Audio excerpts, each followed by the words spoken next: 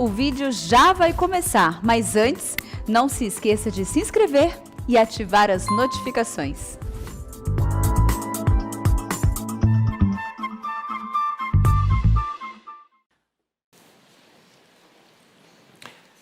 Meus irmãos, nós vamos abrir a palavra de Deus no Evangelho de Jesus Cristo, conforme o registro de João, capítulo 15. João, capítulo 15, versos de 1 a 11.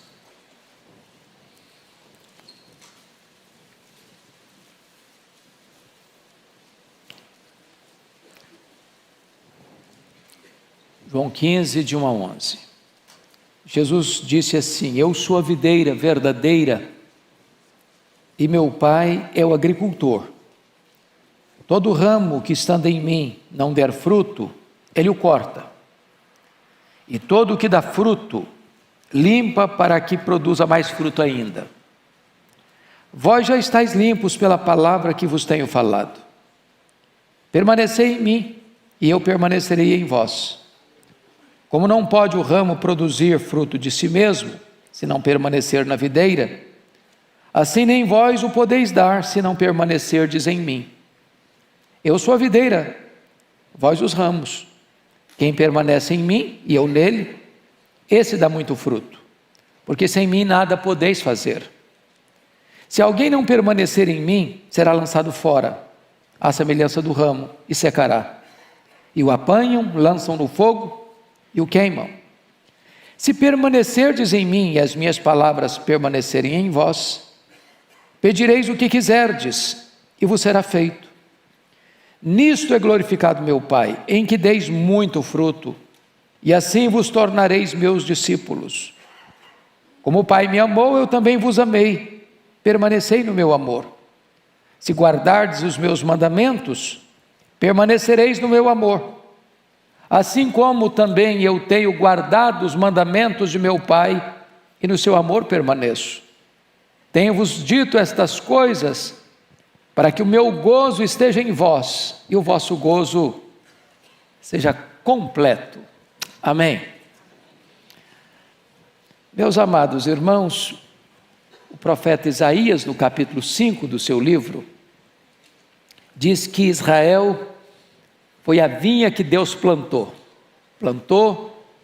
limpou, cuidou, colocou muros de proteção, regou e fez tudo quanto um viticultor poderia e precisaria fazer para que ela produzisse, em abundância e com qualidade.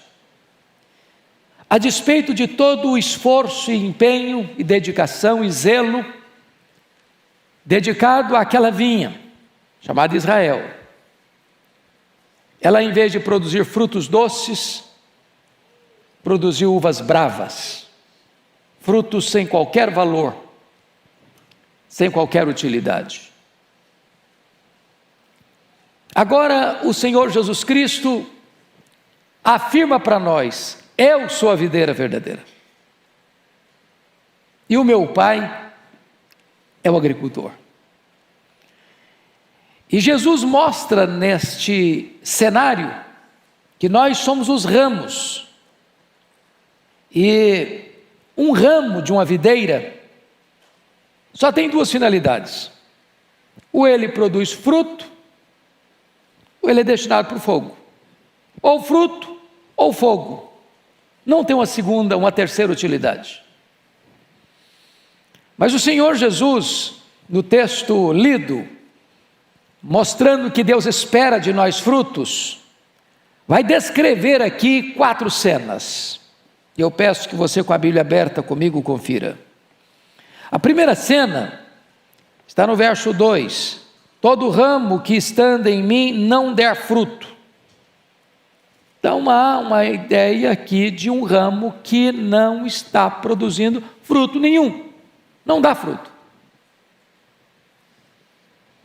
Depois, no verso 2, está escrito ainda: todo que dá fruto, limpa. Então, o que não dá fruto, corta. O que dá fruto, limpa. Então, tem ramo que dá fruto. Dá fruto. Terceira cena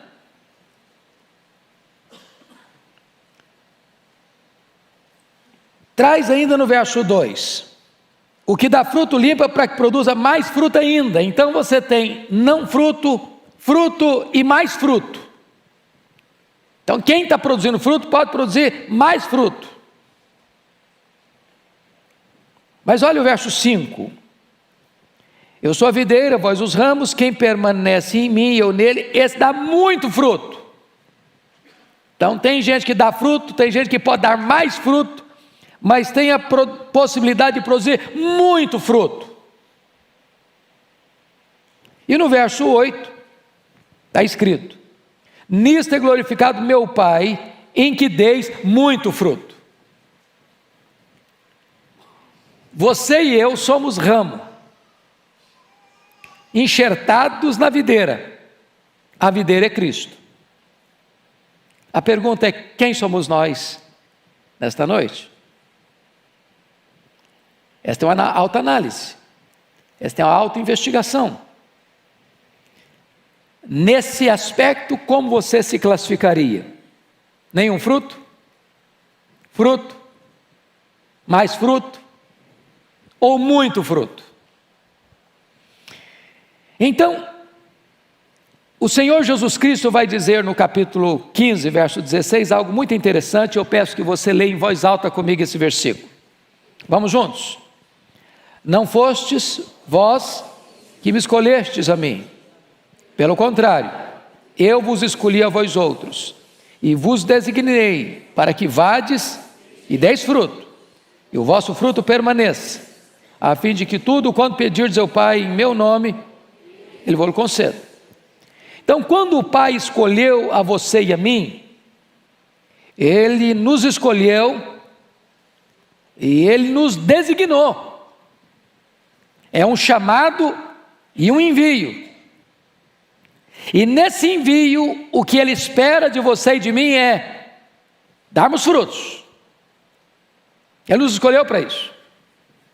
Então, se assim como Israel foi plantado como vinha e havia uma expectativa de uvas boas e não de uvas más, bravas, Deus espera de você e de mim, já que Ele nos escolheu e nos enviou para isso, que você e eu possamos produzir frutos.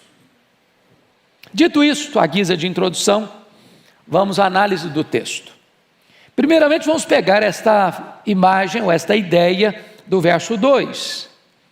Todo ramo que estando em mim não der fruto. O que significa isso? Bom, esse versículo foi interpretado de três maneiras. Primeiro, Jesus estaria se referindo aqui apenas a um crente nominal. Aquele crente que é crente de nome, de rótulo, que é membro da igreja, que foi batizado, que está matriculado na escola dominical, que talvez até exerce algum cargo na igreja, mas ele não nasceu de novo. Ele nunca experimentou o toque regenerador do Espírito Santo. A união dele com Cristo é apenas formal e nominal. Ele só tem nome que vive, mas está morto. Pois onde não há fruto não tem vida. Essa é a primeira interpretação. A segunda interpretação desse texto é que o que não dá fruto corta. É como se uma pessoa fosse salva e agora, já que não deu fruto, corta e perdeu a salvação. Bom, nós não subscrevemos essa teologia, esse entendimento de que salvação possa se receber e se perder. Você possa estar salvo de manhã e perdido de noite. Então nós achamos que esta proposta ela está descartada. A grande pergunta no texto é o que significa isso? E talvez a melhor forma de interpretar o versículo 2 é pegar a palavrinha que está aí. Todo ramo que estando em mim não der fruto, ele o corta. O corta, essa palavra corta, na língua grega, ela é muito curiosa, porque penso ser ela a chave hermenêutica para entender o texto. A palavra grega aqui é a palavra airó.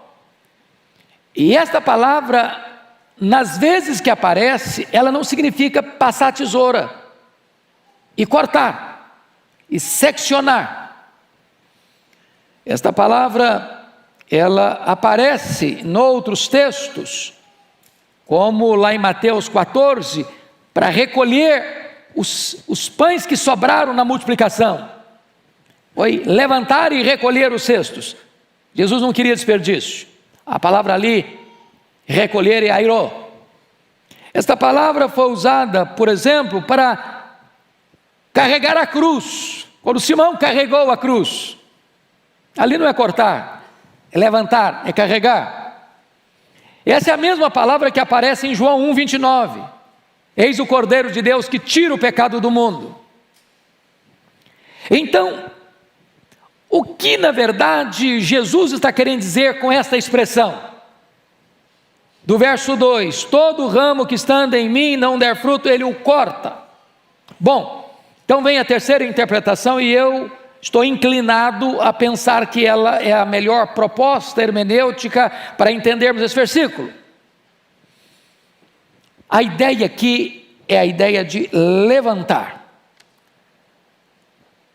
O ramo da videira, ele tem a tendência de crescer e rastejar, ele ir para baixo, e se ele rastejar, ele vai ficar coberto de poeira. Se houver chuva, ele vai ficar coberto de lama, e tanto coberto de poeira quanto coberto de lama, ele não vai produzir. Qual é o papel do viticultor? Qual é o papel daquele que está cuidando desta vinha? Jesus diz: eu sou a vinha verdadeira, sou a videira verdadeira, meu pai é o agricultor. Todo ramo que estando em mim não der fruto, corta. A ideia, portanto, aqui é a ideia de um ramo que caiu, que está sujo, que está enlameado, que precisa ser levantado, amarrado, juntado aos outros ramos, para que ele produza. Porque, primeiro, o texto não pode estar dizendo de um crente nominal, nem de perder salvação, porque a ideia é todo ramo que estando em mim. O que rege esse versículo é estando em mim. E se você está em Cristo, você tem vida. Se você está em Cristo, você é ramo. Se você está em Cristo e caiu, precisa ser levantado, precisa ser restaurado. E há muitos crentes que não produzem fruto, irmãos, porque caíram, estão na lama, estão na poeira, precisando ser limpos, lavados, levantados, amarrados lá em cima, para que possam cumprir o seu papel e o seu propósito de dar frutos, e muito fruto, para a glória de Deus.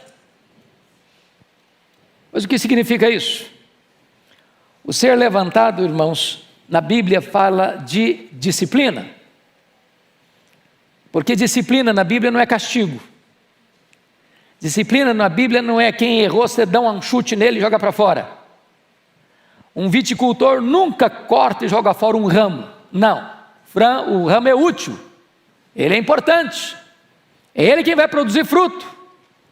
A vinha foi plantada com esse propósito, de produzir fruto. Então o que ele faz? O que Deus faz com um crente salvo pela graça, que caiu e não está produzindo fruto, porque está sujo, está cheio de lama, precisa para recuperar? Deus levanta, e levanta através de quê? Da disciplina. A disciplina é limpá-lo, é levantá-lo, para que ele viva de uma maneira frutífera para a glória de Deus. Agora, a disciplina, irmãos, não é agradável. No momento ela dói, no momento ela machuca você, mas A melhor maneira de entender disciplina é saber o que é ser pai e mãe. Eu pergunto a vocês, que pai e mãe disciplinam um filho com alegria? Umas palmadinhas, embora hoje está bem proibido, mas a gente dá assim mesmo, né? Quando precisar. Agora não dá mais porque meus filhos já cresceram, mas quem pai tem na idade certa aí, faz mal nenhum. Mas ninguém faz isso com alegria. Estou falando de espancar, estou falando de machucar, estou falando de disciplinar. E Deus diz assim, se você não é disciplinado, você não é filho, você é bastardo. Você não passa na rua e vê um menino rebelde, para o carro e dá uma disciplinada nele, não. Faz isso não, que é loucura. Ele é seu filho. Mas você está em casa, sentado à mesa. Aí o menino pega o copo de suco e bate na mesa, não quer esse suco. Ah, que bonitinho, ele é independente, ele tem opinião própria. É assim que pai e mãe reagem? Que menino inteligente, olha aí, ó, sabe fazer suas escolhas. Já é firme desde criança. Ou você dobra esse cipó, ou você vai ser dobrado por ele. Se não aprendeu em casa, vai aprender com a chibata da polícia. Então, quando um pai e uma mãe disciplina, não é porque não gosta, é porque ama. É para que ele seja uma pessoa de bem, para que ele seja uma pessoa que tenha respeito, que tenha princípios, que tenha valores, que aprenda o certo, que evite o errado. Então, quando Deus nos disciplina, é para o nosso bem, é fruto de justiça. Ele nos corrige para que a gente tenha deleite na alma, prazer nele, prazer na santidade. Agora vamos olhar a segunda cena, do versículo 2. Então vamos entender que a palavra cortar aí não é passar tesouro e jogar fora, porque esse ramo está ligado à videira, estando em mim, está claro? Agora a segunda parte, e todo o que dá fruto limpa para que produza mais fruto ainda, ou seja, você produz fruto, mas você pode produzir mais. Ô gente, todo agricultor, ele procura sempre meios e formas de maior produção. Eu vou visitar a minha família lá na roça, no interior do Espírito Santo, e eu fico muito feliz, porque eu tenho 2 sobrinhos hoje, muito inteligentes, muito articulados, muito estudiosos na área da agricultura, e vejo que as lavouras de café que eles têm, são as que mais produzem na região. Mas eles procuram a melhor semente, eles procuram a melhor tecnologia, eles procuram as melhores formas de adubar, de irrigar, e etc. e tal, e eles vigiam a lavoura, e olham a lavoura, e cuidam da lavoura, e eles procuram estudar sobre isso, para que aquela árvore que foi plantada com a finalidade de produzir café, produza mais café. Então, o que significa isso? Limpa para que produza mais fruta ainda. Bom, a ideia de limpar, irmãos, é a ideia da poda. Eu achei muito curioso, porque eu fui para a lavoura agora, foi um período de chuvas, as lavouras estão lindas, maravilhosas, mas se você chega lá, a árvore fica luxuriante demais, folhuda demais, com ramos demais. Aí ele vai lá e arranca aquela parte mais viçosa. Falei, como? Não pode, deve. Se não vira vareta pura, não tem espaço para a luz entrar, não tem espaço para o café crescer, não tem espaço para se produzir. Aí fica uma árvore belíssima, cheia de folha, cheia de galhos, mas não tem frutos. Então sabe o que Deus faz com a sua vida, com a minha vida? Que às vezes a gente começa a ficar muito bonitão, sabe? Você fica assim, importante demais. De repente você fica cheio de folhas demais, de galhos demais. E aí as pessoas admiram a sua beleza, admiram a sua pujança, admiram a sua inteligência, admiram a sua sabedoria. E Deus vai lá com a tesoura, e tesoura aqui, tesoura ali, tesoura acolá, e vai podando, e vai podando. Eu falei, Deus, está doendo. Vou podar, meu filho, eu sei o que eu estou fazendo, eu estou querendo frutos, mais frutos na sua vida. Então entenda isso, Deus está com a tesoura na mão, Chora não. Esperneia não. Deus está querendo mais frutos na sua vida. Veja bem, Deus nos disciplina quando nós estamos fazendo alguma coisa errada. Nós fomos para o chão, para a lama, para a poeira, Ele nos levanta. Mas Deus nos poda não porque estamos fazendo a coisa errada, porque estamos fazendo a coisa certa. Mas Ele quer que a gente seja mais produtivo no seu reino, tirando qualquer coisa que tire de nós a seiva para produzir mais, coisas que vão nos distrair, coisas que vão nos atrair, mas vão tirar o nosso foco, que é produzir fruto. Então Deus passa a tesoura e nos poda. E aí você vai perceber, irmãos, que essa poda seria, diríamos hoje, as provações da nossa vida que vêm, e na hora você não entende. E eu estava lendo esta semana, pastor Arival, acerca do Davi, e talvez uma coisa boa, essa semana passada eu fiz isso, eu peguei a história do Davi, e dei uma lida nela, assim, numa sentada só, e é um conselho que eu dou para os meus irmãos. Às vezes você está lendo a Bíblia, lê um versículo hoje, aí semana que vem você vai ler outro versículo, não tem nada a ver com aquele que você leu primeiro, aí você nunca conecta os fatos, você nunca junta os elos, as correntes. Dá uma lida numa sentada só na história do Davi. Você encontra o Jessé na casa o Samuel na casa do Jessé para ungir um filho rei. Aí entorna o azeite na cabeça dele, e ele podia pensar, bom, agora estou com a faca e o queijo na mão. Pronto, agora sou rei. Olha, mas ele matriculou-se, foi numa escola de deserto, de luta, de dor, de sofrimento, de perseguição. Falei, mas Deus, não estou entendendo, o cara é ungido rei e começa a sofrer? Por que então ungiu o rei? Mas se Davi não tivesse as lutas que teve, as provas que teve, as dores que teve, as perseguições que teve, os enfrentamentos que teve, ele não seria o Davi.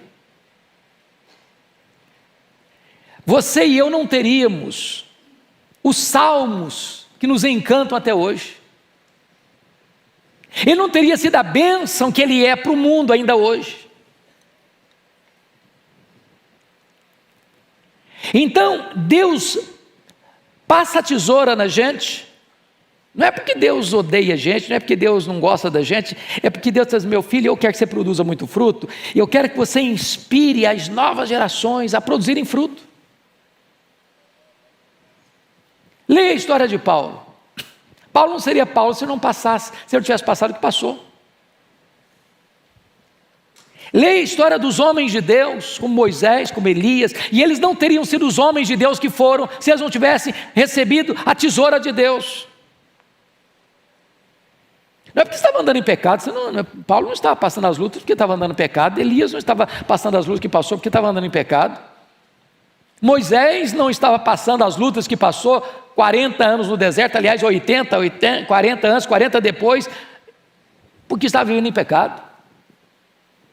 Mas você só admira Moisés, você só admira Elias, você só admira Paulo, você só admira Davi, porque Deus tratou com eles, para que eles produzissem muito fruto para a glória de Deus. É isso que Deus está fazendo com você e fazendo comigo.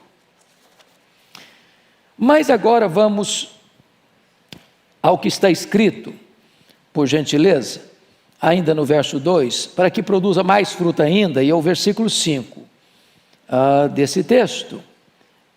Quem permanece em mim e eu nele, esse dá muito fruto. E aqui, irmãos, a ideia que vai reger o texto agora é o verbo permanecer. Esse verbo, só nesses 11 versículos, vai aparecer 10 vezes. 10 vezes. O que Jesus está querendo nos ensinar nesse texto? É que Ele está mais interessado em quem nós somos do que no que nós fazemos. Mais ainda, a chave da virada do entendimento é: você não tem condições de produzir muito fruto por você mesmo. Não é o seu dom, não é a sua inteligência, não é a sua capacidade, não é a sua desenvoltura, não é as suas estratégias, não são os seus recursos. A seiva para produzir fruto não vem do ramo, vem da videira, vem do tronco. Então o segredo é você estar conectado ao tronco, permanecer em Cristo. Se você permanece nele, a seiva dele vem para você, e a seiva dele vindo para você, você produz muito fruto, e nisso é glorificado o Pai. Então, me permita agora destacar alguns pontos desta verdade preciosa. Primeiro, permanecer em Cristo é um imperativo e não uma opção. Olha o verso 4. Permanecei em mim. Aqui não está pedindo, não está solicitando, não está sugerindo. Aqui está o quê?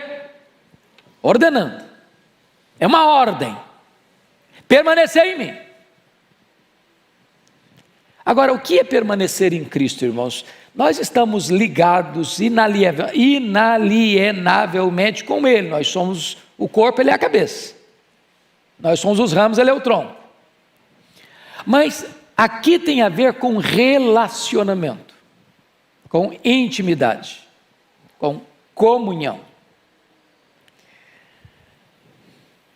Como é que é a sua vida depois do domingo? Amanhã começa a segunda-feira. Você tem uma rotina de trabalho, de estudos, de viagens, de conferências, de labor. Nesse interregno, até o domingo que vem, como é que é a sua vida? Vida de oração, meditação da palavra, de adoração, de testemunho. Você dá uma desligada? Você chega em casa agora e bota a sua Bíblia numa prateleira, até domingo que vem para pegar de novo? Ou sua vida devocional é intensa dentro da sua casa? Permanecer em mim. Segundo lugar, veja comigo por favor, versículo 6, permanecer em Cristo é vital para a salvação, porque olha o verso 6, se alguém não permanecer em mim, será lançado fora, a semelhança do ramo, e secará, e o apanham, lançam no fogo e o queimam. Veja a diferença do verso 6 para o começo do verso 2, todo ramo que estando em mim não der fruto, corta, levanta, está em mim. Agora o verso 6 é, se alguém não permanecer em mim, ou seja, se alguém não está em mim, será lançado fora. Se você não estiver ligado a Cristo, você é um ramo que não produz nada. Então o ramo só tem dois propósitos, ou fruto ou fogo. Ninguém é salvo sem permanecer em Cristo. Ninguém é salvo fora de Cristo. Não há outro nome que você possa encontrar salvação, a não ser no nome de Cristo. Então permanecer em Cristo é vital para a sua salvação.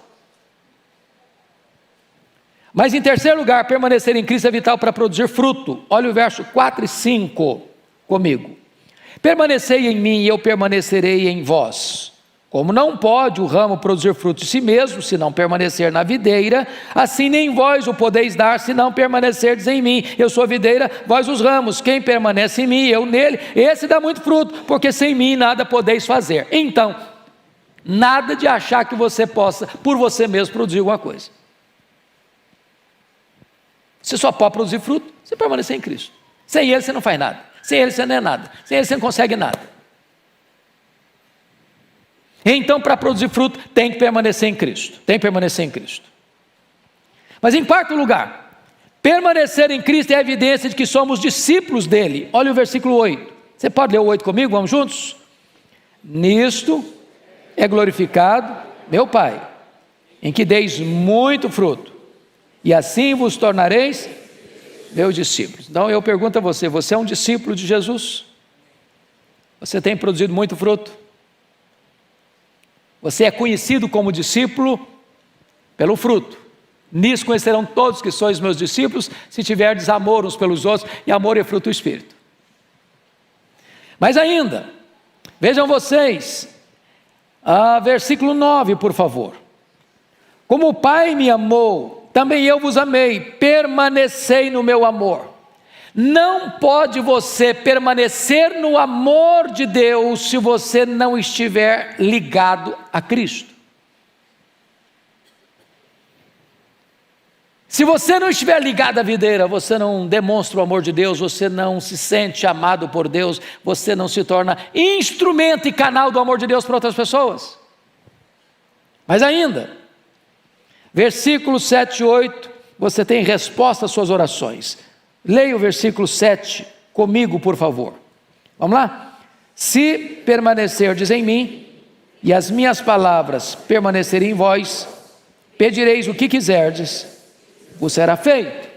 Então, comunhão com Cristo é a base, é o alicerce da sua vitória em oração. Preste bem atenção nisso. Às vezes as pessoas, eu oro, mas eu sinto que a minha oração nem passa do teto. Eu oro, mas eu não vejo resposta. Eu oro, mas também não vejo resultado. Eu oro, mas também não vejo nenhuma evidência de que Deus está me ouvindo. A pergunta é, você tem permanecido nele? A palavra de Deus tem permanecido em você? Você tem intimidade com Ele? Você tem comunhão com Ele? Você vive na presença dEle? Permanecer em Cristo é a evidência de que você tem uma vida de oração bem sucedida. Mas tem mais. Olha comigo, por favor, o versículo 10. Versículo 10. Se guardardes os meus mandamentos, permanecereis no meu amor, assim como também eu tenho guardado os mandamentos de meu Pai, e no seu amor eu permaneço. Permanecer em Cristo é impossível sem obediência a Ele. Ou seja, não é apenas, eu estou falando daquela união mística que aconteceu quando você creu, você foi batizado no corpo de Cristo pelo Espírito Santo, e essa ligação é a ligação da cabeça com o corpo, do tronco com os ramos, mas é permanecer continuamente, é todo dia, é a intimidade. É exatamente isso que está escrito aqui, no versículo 10, se guardardes os meus mandamentos, permanecereis no meu amor. É relacionamento. Relacionamento. Mas me permita concluir. Permanecer em Cristo, amados irmãos, é o caminho da própria alegria, porque é isso que está no versículo 11. Você pode ler o 11 comigo? Vamos juntos? Tenho-vos dito estas coisas, para que o meu gozo esteja em vós, o vosso gozo seja completo. Então, note você que esta é uma outra marca de um cristão, uma alegria. Você é uma pessoa alegre? Eu não perguntei se você está alegre. Você é uma pessoa alegre? Porque estar alegre pode ser circunstancial. Você acabou de ganhar uma promoção, você está alegre. Subir o seu salário, você está alegre. Fez um check-up, está assim, tinindo em tudo, quesito, tirou nota 10 em todos os exames, está alegre. Seu filho passou no Enem em primeiro lugar, segundo lugar, terceiro, passou, você está alegre. Fez aquele concurso de anos, passou, você está alegre. Arrumou uma namorada, aí está muito alegre. Circunstancial. Agora, não é isso que Jesus está tratando, não. Tenho-vos dito essas coisas para que o meu gozo esteja em vós e o vosso gozo seja completo. Está falando isso para quem? Para os apóstolos. Só para os 12. Está falando para a multidão, não. O que eles homens enfrentaram na vida? Foram promovidos? Aplaudidos onde foram? Paulo chegou a dizer, eles se foram considerados escória do mundo. Lixo do mundo, escória de todos. Sabe o que aconteceu com eles? Todos eles foram martirizados, todos eles, exceto João, que foi banido para a ilha de Patmos, uma colônia penal. Mas leia a história deles. Eles não estavam tristes, havia alegria. Alegria. Paulo escreve para Timóteo no corredor da morte, lembrando de Timóteo, o pastor expôs sobre isso, lembrando de Timóteo, dizendo, Timóteo, eu me lembro de você, as minhas lágrimas são tão grandes, me lembro da sua fé sem fingimento que habitou na sua avó, na sua mãe. Isso traz alegria para a minha alma. O cara está morrendo, está no corredor da morte, está feliz. É a alegria de Deus em você, é a alegria do Espírito Santo de Deus em você, é a alegria de você permanecer no amor de Deus. Então eu gostaria de concluir com aquela cena de Jesus, já no final do seu ministério, já na última semana da sua vida, onde ele sobe para Jerusalém na festa da Páscoa, e ele ia de Jerusalém para Betânia, aquele trecho ali que dá uns 10 quilômetros, e de repente, à beira do caminho, tem lá uma figueira, bonita, viçosa, luxuriante, e Jesus está com fome, e ele se aproxima da figueira, abre a folhagem, começa a procurar fruto, ele está com fome, quer comer, não encontrou nenhum fruto. Os estudiosos dizem que na figueira, os frutos vêm primeiro, depois vêm as folhas. Se tem folha, tem fruto. E aí Jesus, não encontrando nenhum fruto na figueira, ele amaldiçoou a figueira. Que me consta um último milagre que Jesus Cristo fez para destruir. Amaldiçoou a figueira, ela secou, da raiz até em cima. E o que Jesus quis nos ensinar com isso? O que quis nos ensinar com isso, irmãos, que nós não podemos fazer propaganda do que não temos. Ele não se agrada de folhas, ele quer frutos. Ele não se contenta com a aparência, ele quer a realidade. Ele não quer apenas propaganda de frutos, ele quer frutos na nossa vida. E a pergunta que eu faço a você hoje é: que tipo de ramo você é da videira verdadeira? Aquele ramo que não está dando fruto porque caiu, está precisando ser levantado? Você é aquele ramo que está produzindo fruto, mas pode produzir mais fruto, e a tesoura de Deus está passando na sua vida? Ou é você daquele tipo de ramo que produz muito fruto para a glória de Deus, e nisso todos reconhecem que você é um discípulo de Cristo? Que Deus nos ajude nesta noite a sermos frutíferos no reino de Deus. Que Deus abençoe a sua vida, a sua casa, a sua família, em nome de Jesus. Amém.